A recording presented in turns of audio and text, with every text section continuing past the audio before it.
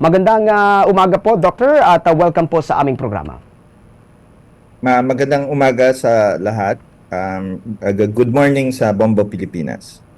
Doctor, batay po sa pag-aaral, lumalabas nga itong Pilipinas nga ay nangunguna dito sa mga bansa na may pinakamaraming kaso ng tuberculosis. At para sa kaalaman na rin ho ng ating mga kababayan, ano po ba itong sakit na tuberculosis at paano po ito nakukuha, Dr. Philip?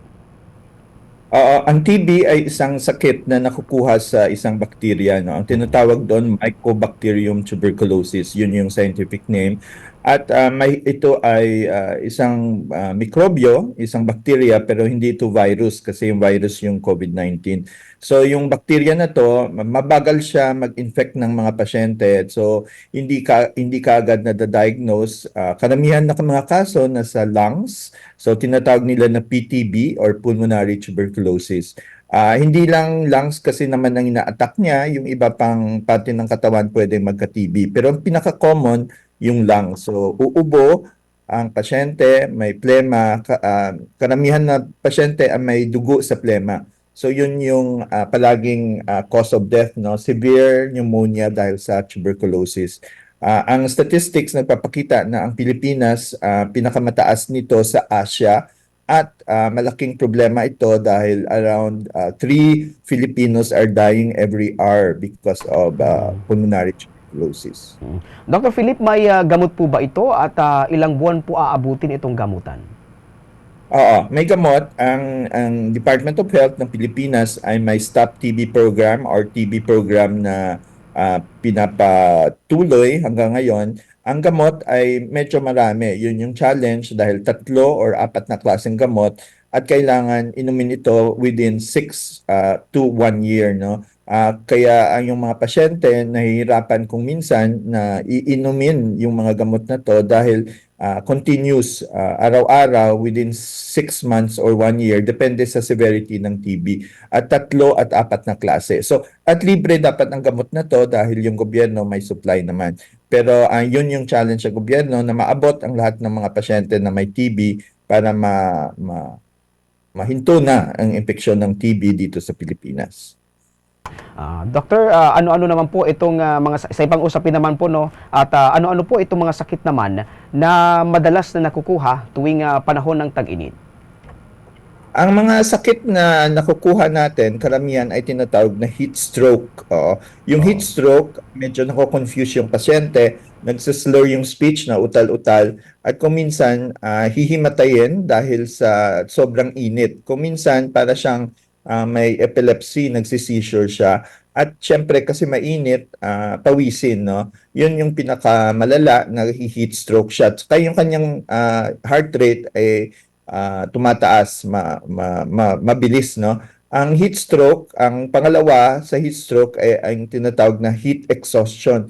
Hindi naman ito kasing lala ng heat stroke, ito ay ang pasyente ay napapagod, irritable, nauuhaw, dizziness, no, at nasusuka. So, ang gawin natin pag may heat stroke or may heat exhaustion yung pasyente, dapat ilagay natin siya sa malamig na environment, bigyan natin siya ng ice water or ice towel at hubarin natin yung mga mabibigat na damit para ma-cool down yung ating pasyente. Dr. Philip, may katanungan rin ng aking kapartner dito, si Bombo Marlene. Bombo Marlene, go ahead.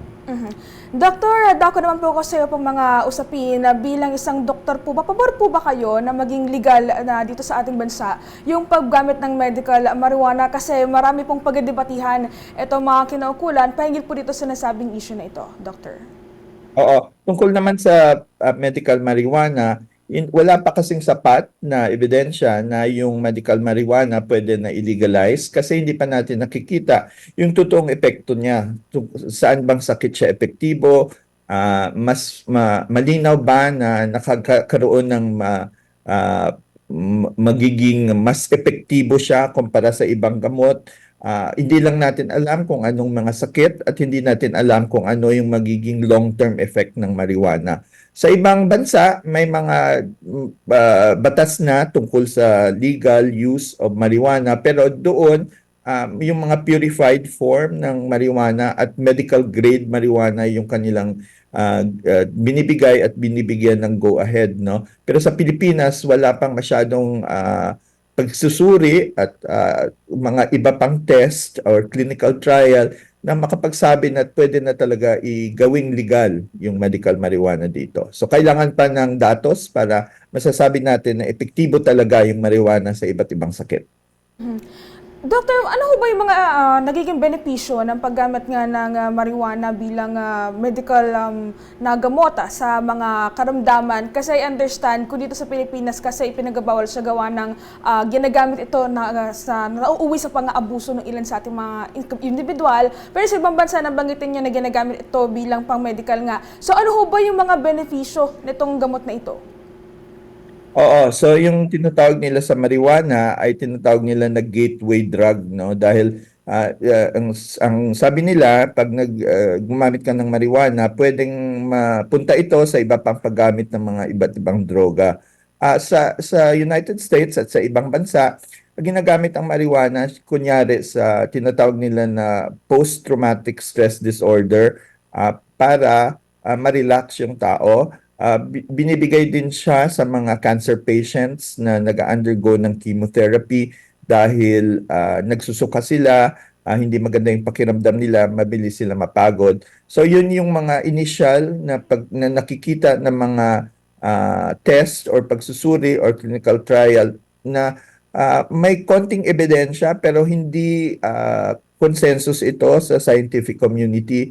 So merong maliit na ebidensya pero yung kabauan kung masasabi natin yung buong komunidad ay makakabenepisyo, yun pang hindi klaro sa atin. So kailangan pa ng more data, no, para makapagsabi natin na safe at effective yung paggamit ng medical marijuana. Doc Philip, bilang panghuli pahabol lamang, no, ay naglabas po kasi itong World Health Organization ng impormasyon pahinggil ho dito sa tinatawag na Disease X. Maaari niyo po ba sa aming ibahagi kung ano po ba ito? Hindi ko alam pa ano yung Disease X. Ang pagka ano ko may ibang kasing kasi dahil sa experience natin sa COVID-19, ang tinatawag nila siguro na sinasabi na Disease X ay hindi pa natin alam kung ano yung susunod na magiging cause ng pandemic, no? So ibig sabihin nito, kailangan prepared tayo sa isang generic na pandemic infectious disease na mangyayari sa futuro kasi yung tanong hindi meron ba magkakaroon uli ba ng pandemic, yung pinakamahalagang tanong kailan mangyayari ito. So ini-expect natin na may isa pa or dalawa or pangatlong pandemic na mangyayari pero hindi lang natin alam kung anong klaseng organismo ito, bacteria ba to or virus. Kaya parang generic yung tinawag nila na label para dun sa susunod man na pandemic na mangyayari dito hindi lang sa Pilipinas kundi sa buong mundo. Wala po ba dapat na ikabahala ang publiko hinggil po dito, Doctor? Ibig sabihin yan, ikabahala natin dahil lilitaw at lilitaw yung susunod na pandemic. Ang problema lang natin, hindi natin alam kung ano ito, anong klaseng pandemic. So kailangan din magiging mas prepared yung ating health system kasi sa public health, kahit anong stress, kahit anong epidemic mangyayari, dapat ang ating health system ay matatag at hindi siya magko-collapse tulad ng nangyari sa COVID. So yun, siguro alert tayo sa ating mga nararamdaman at kailangan alert yung ating mga rural health unit at yung DOH kung may bagong lilitaw na infectious disease na pupunta sa isang pandemic. With that, Doc Philip, maraming salamat po sa oras na inilaan mo sa Bombo Radio Philippines at sa mga impormasyon rin na ibinahagi mo sa aming mga kababayan. Thank you very much. Magandang umaga sa lahat.